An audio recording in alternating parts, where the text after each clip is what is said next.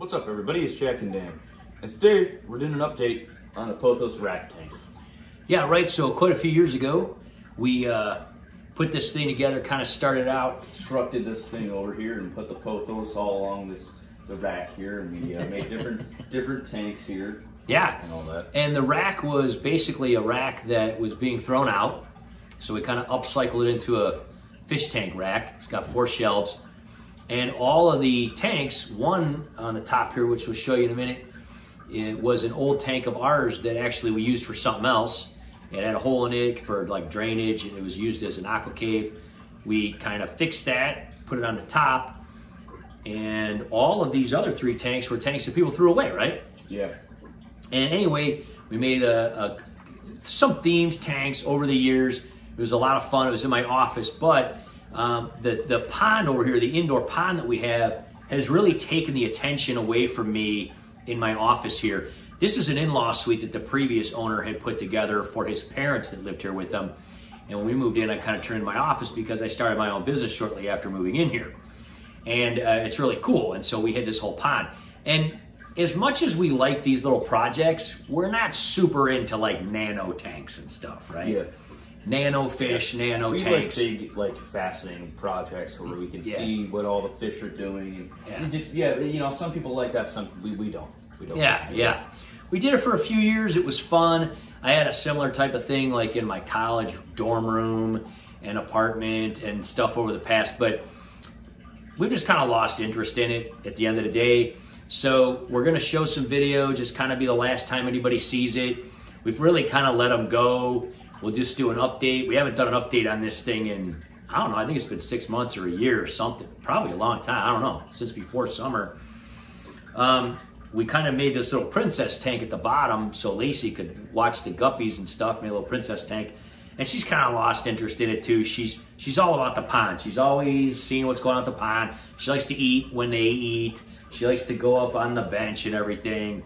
And she's pooped because Pamela took her for a long walk in her little Christmas sweater there, huh? And she's like, I'm all pooped out now. So we're gonna flip this around. We're gonna kind of show you guys just kind of what's going on with this and what our plans are and what's happened over the last 6 months to a year. I don't remember when the last time is that we did a thing on it or an update on it, and just give you one last good look at it because we're taking it down. Yeah. All right, we're gonna start up here at the top, kind of show this one. This was a couple different things over the years that we've had this, but lately, the last guys we put in here that took them over was these pseudomugals. And you can see there's a lot of moss that has grown into the roots of these pothos here. But these guys kind of weave in and out. There's a couple males and a couple females, and they haven't bred or anything for us yet, but they're cool. And again, we're not super into the nano fish and stuff. We're losing interest in that. Who's that Polish guy who does like the cool like art stuff with the nano tanks on YouTube? I forget his name. Oh, you're talking about Brantov. Brantov, yeah. Boris. That's his more a thing, you know. Yeah, he has amazing he has like cool micro tanks, tanks and stuff like that. We were more of the big tanks. Yeah, we like the bigger tanks. I just and the wanted to mention him projects because he's really cool. But again, we're just trying to cut down some of this stuff because Jack's super busy with school and work, and then you're doing like a work program. Yeah. My business just continues to grow. Pamela's business continues to grow. And we're just like, we got to cut back on something here. But anyway, some mystery snails and all these awesome guys in here and these little under gravel lights we had with our, what are they called? The sign, astrology sign guys? Or Zodiac signs. Zodiac signs, yeah. Right? So I'm Sagittarius guy there, and you're Aquarius, right? Figures. Yeah. You could be a fish. Yeah. So this one was the one that we did, the Guardians of the Galaxy. We got Groot over here. We got Ronin.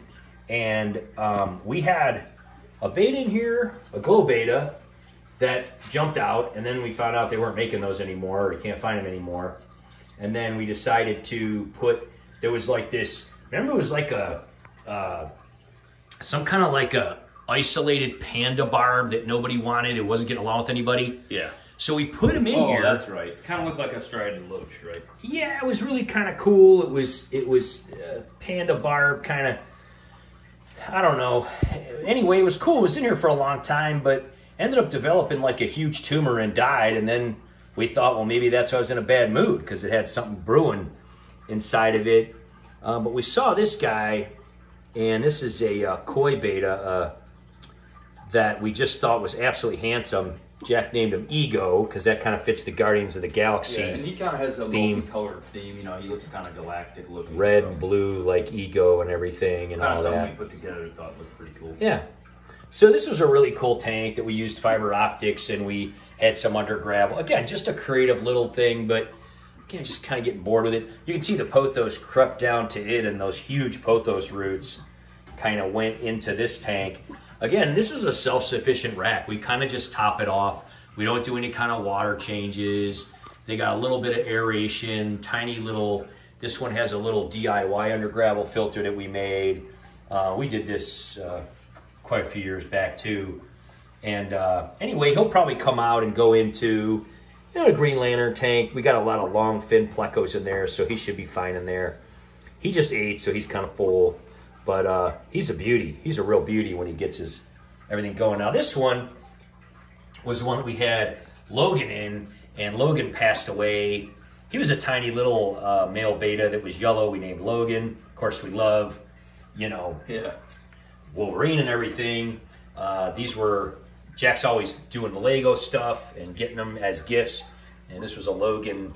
In fact, I haven't done them in a while. I think that's the last one I did. But yeah. So that's the large, like kind of Technic figure, and then there's the kind of like, I guess you could call it the UCS like display set. Yeah. Which is the claws. Which is So pretty cool. we'll probably move these guys over to the Infinity tank that we have. We have the Infinity Gauntlet that Jack made. We'll probably put Wolverine's claw over there, and then we'll probably put Wolverine over there or something.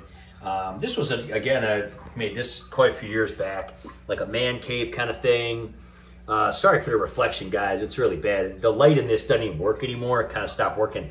This was a tank that somebody threw away that we just kind of refurbished and made a fun little project for a few years over here, and made a little DIY underground filter. Totally cool. Again, totally self-sufficient. A couple of snails in the pothos roots. This pothos for a while, you recently took this guy off, but the pothos was growing all around him. You couldn't even see him. Yeah. So Jack kind of moved it around a little bit and everything. And, oh, did you see that? Yeah. That wire, it just flashed.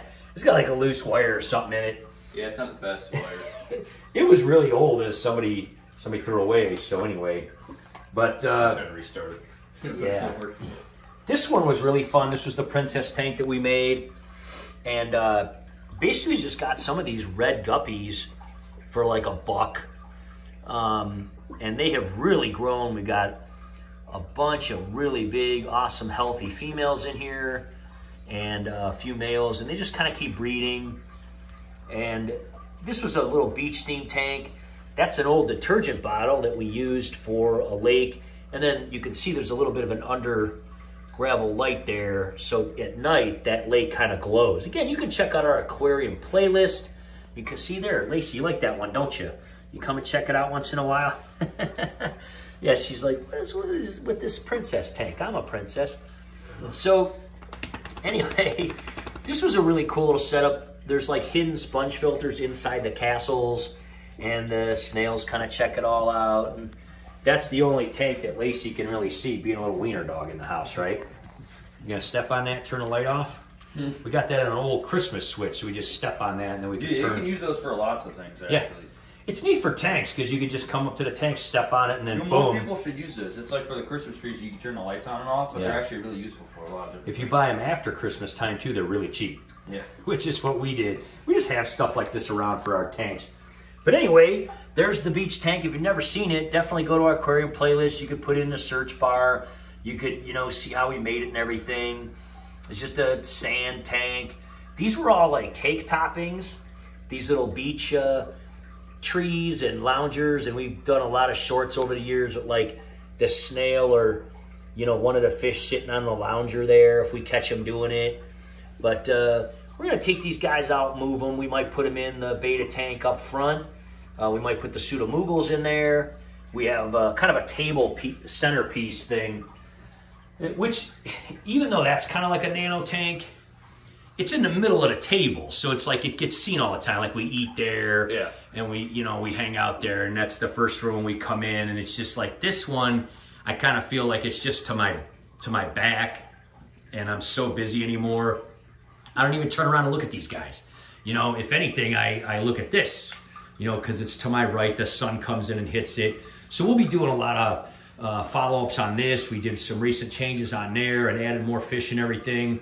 And Lacey loves it. She likes to eat when they eat and everything like that. But anyway, we just want to show everybody, if you've never seen these or how we made them, they were fun little awesome projects that Jack and I did together.